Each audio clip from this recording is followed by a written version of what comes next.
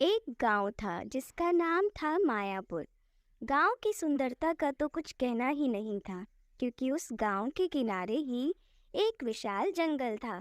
उस जंगल में कई तरह के जंगली जानवर, पशु पक्षी रहा करते थे।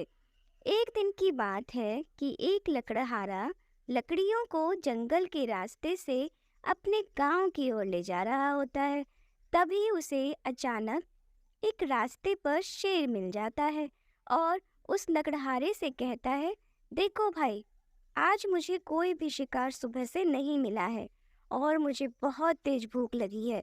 मैं तुम्हें खाना चाहता हूँ और और तुम्हें खाकर मैं अपनी भूख मिटाऊंगा। तभी लकड़हारा घबराकर कहता है, ठीक है, अगर मुझे खाने से तुम्हारी भूख मिट सकती है और तुम्हारी जान बच सकती है तो मुझे ये मंजूर है। लेकिन उससे पहले मैं तुमसे कुछ कहना चाहता हूँ।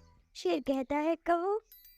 तुम तो भैया अकेली हो और तुम्हारे पर किसी की जिम्मेदारी भी नहीं है, परंतु मेरे घर पर मेरे बीवी बच्चे भूख से व्याकुल हो रहे हैं।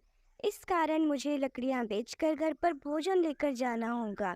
परंतु मैं तुमसे ये वादा करता हूँ कि अपने बीवी और बच्चों को भोजन देकर तुरंत तुम्हारे पास आ जाऊंगा।